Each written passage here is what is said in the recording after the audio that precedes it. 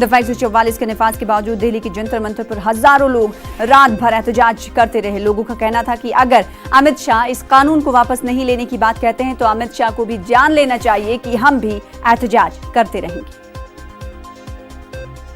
दिल्ली में citizenship amendment act के खिलाफ लाल किले से मार्च की कॉल दी गई, दफा 144 नाफिज की गई, उसको नाकाम कर दिया गया। लेकिन उसके बाद से सारे लोग अपने जज्बात का इजहार करने जंतर मंतर पहुंचे हैं।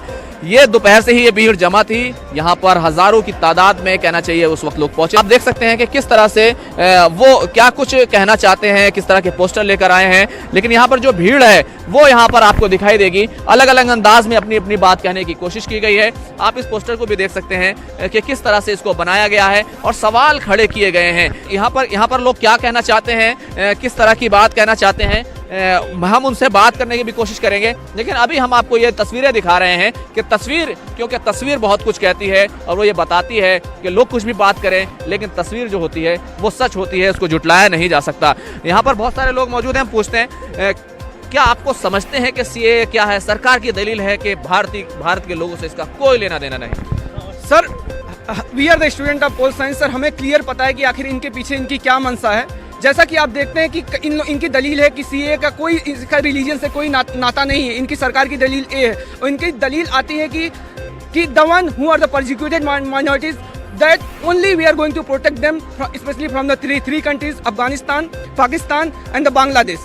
तो हम क्यों नहीं? लेकिन सर मेरा सवाल ये है कि वहाँ पे क्या वही परसिक्यूटेड माइनॉरिटीज़ हैं? क्या वहाँ पे हम अहमदियत परसिक्यूटेड माइनॉरिटीज़ नहीं है? क्या हिजारत परसिक्यूटेड माइनॉरिटीज़ नहीं है? क्या सियाज पर परसिक्यूटेड माइनॉरिटीज़ नहीं है? क्या बांग्लादेश में बिहारी मुस्लिम्स परसिक्यूटेड माइनॉरिटीज़ नहीं है? और ये तीन कंट्रीज ही क्यों? अगर हम श्रीलंका में आते हैं तो क्या तमिल श्रीलंका परसिक्यूटेड माइनॉरिटीज़ नहीं है? Rohingyas Muslims are not persecuted minorities.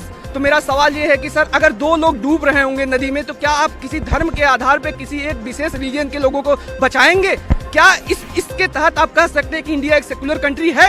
क्या बाहर का कोई भी एक सिटीजन कोई भी देखेगा इंडिया को सेकुलर कंट्री के नजरिए से देखेगा? नहीं देखेगा। इस बात का नहीं है, विरोध है माइनॉरिटी को डोमिनेट करने का। इसके साथ ये एनआरसी लेकर आएंगे और एनआरसी के बाद क्या होगा? फखरुद्दीन अली अहमद जिनका पूरा परिवार राष्ट्रपति रह चुके, उनके परिवार का नाम नहीं आया, तो आम एक इंसान जिसको अलग कर दिया गया, हिंदू भाइयों को मिल जाएगी नेशनलिटी, सबको मिल जाएगी जो ना आया। लेकिन मुसलमान वो गरीब मुसलमान जिसने छप्पर के अंदर जो रहता था और अपने कागज छप्पर में लगाता रहता था और जब बरसात आई तो वो कागज गल गए, आग लगी तो कागज जल गए, वो अपने आप को कहां से प्रूव करेगा? ये देखें जनाब के जो सीएबी के थ्रू पहले लोगों को ये सिटीजनशिप देंगे और सिटीजनशिप किसको देंगे वो खुल के ये लोगों को बता दिया गया है। इसमें कोई शक शुबा नहीं है कि वो सिटीजनशिप किसको देने जा रहे हैं। सर्टिफिकेट ऑफ नेचुरलाइजेशन वो किसको दे रहे हैं, इसमें कोई शक शुबा नहीं है।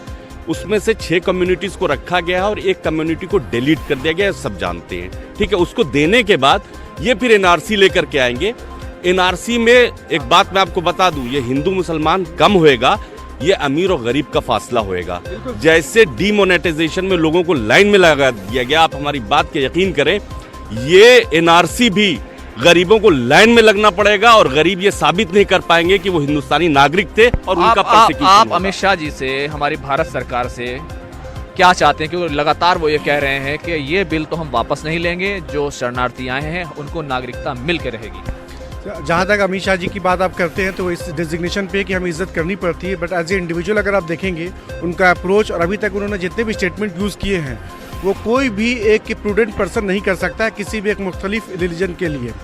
तो आप उनकी कथनी और करनी में फ़र्क है। तो हम ये सोचें कि अमित शाह जी हमारे लिए कुछ करेंगे तो ये तो होने वाली बात नहीं है।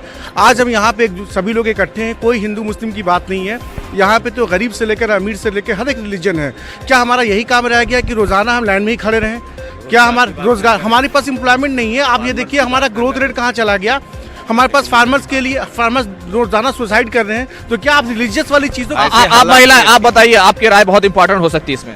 मेरी राय बस यही है कि ये जो लोग 8-8, 9-9 लाख जो सड़कों पे आ रहे हैं और जो इकोनॉमिक एक्टिविटीज रुकी हुई हैं, इसका जवाब सरकार कैसे देगी?